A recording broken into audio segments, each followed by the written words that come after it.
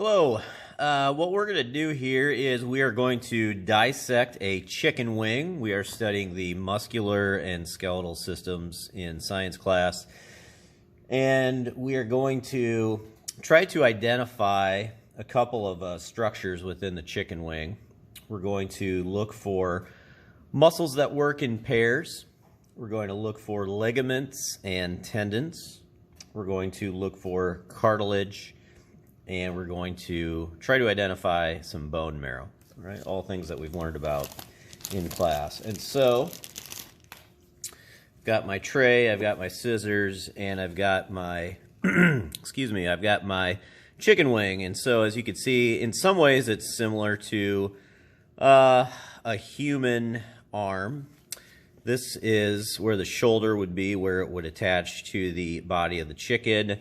This would be their upper arm, similar to our humerus. This would be kind of like the forearm, where we have the radius and the ulna. And this would be kind of like the wrist and the hand, all right? So when I dissect a chicken wing, one of the first things I want to do is remove the skin, or at least most of the skin, from the middle part, kind of like the forearm. And so what I try to do is stretch it out. And you'll see you kind of have like a triangle of skin right in here. And I'm going to find the middle and cut towards the middle as far in as I can. You could also do this with a knife or a scalpel.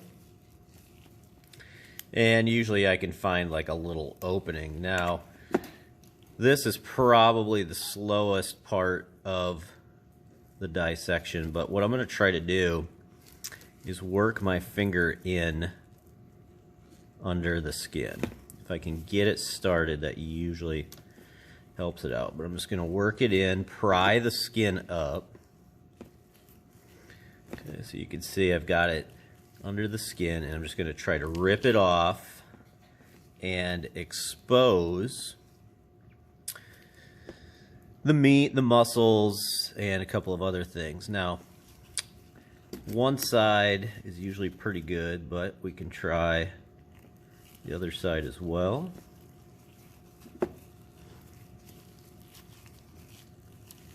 Again, if I can just get it started, get my thumb or a finger in there. Okay, so I've got my thumb or finger pried up underneath. That usually helps. So I'm just worried about this middle section for now, and I'm just going to try to tear this skin off. Okay, so that's not too bad. All right. So one of the first things I'm going to try to identify, and I can see a pretty good example right here. There's kind of like a white band that runs the length of this section, and that white band is a ligament. Ligaments connect bone to bone. And so what I'm going to try to do is pry. You could do this with your finger, scissors, a knife, whatever. I'm going to try to pry underneath and just kind of work to one end, and then I'm gonna work towards the other. Okay, now if it breaks or if it snaps, it doesn't really matter. So either mine broke. Okay, but that is a ligament. Makes your joints strong, connects bone to bone.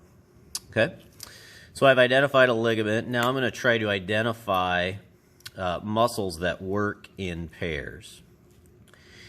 And so remember, if this were like the upper arm, forearm, and hand, when you, let's see,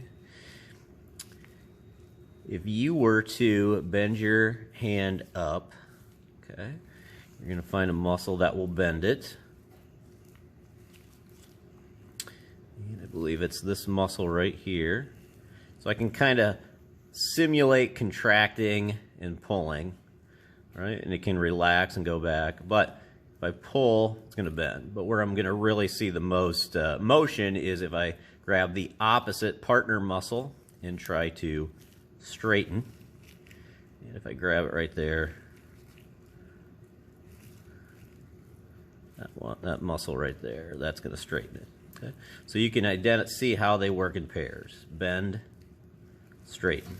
Okay, and if you can get a good grip on that muscle right there, you can make it wave a little bit. Okay.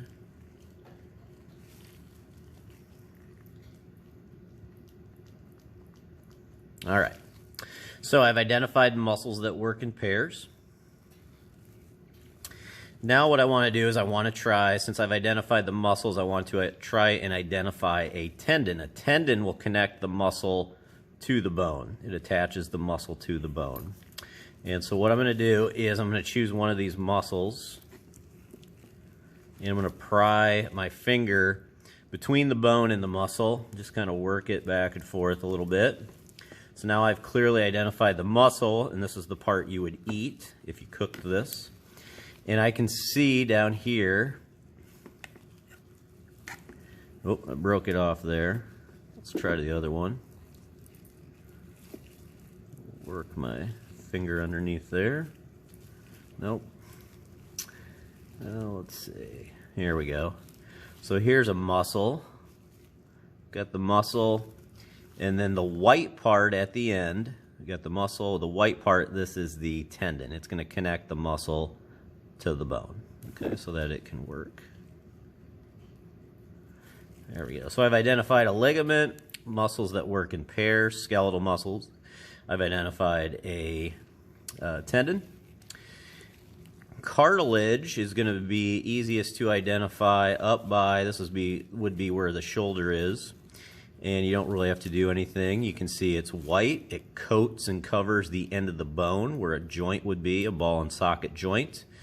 And it is very slippery and smooth to reduce friction in that joint so the bones don't grind on each other. All right, so we've identified cartilage. Now the last thing we want to try to identify is marrow. Okay, and this may take a little bit of work, but in this middle section, which would be kind of like the forearm, there are two bones in there. In a human, they would be the radius and the ulna. Not sure if they call them a radius and an ulna in a chicken, but there are two in there that are very similar. And so this, you're going to have to use a little bit of brute force.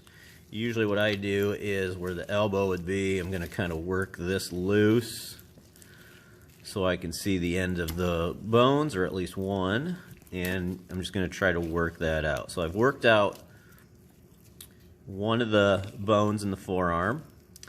The other one is a little thicker. I'm going to work that out. Okay, and so what I'm going to do is just simply snap this in half. And you can see inside there is a red jelly-like material, the marrow. All right, and that's going to make blood cells. Now if you want to, you can try and break this one. Takes a little more force, and there's more marrow inside. There are some people who will, when they're done eating the meat off the chicken bones, that they will crack those open and suck the marrow out. I've never tried that. All right, and that is really all there is to it. Okay. So again, just to recap, structures we identified: ligaments, tendons, muscles that work in pairs, cartilage, and marrow. Thank you for watching.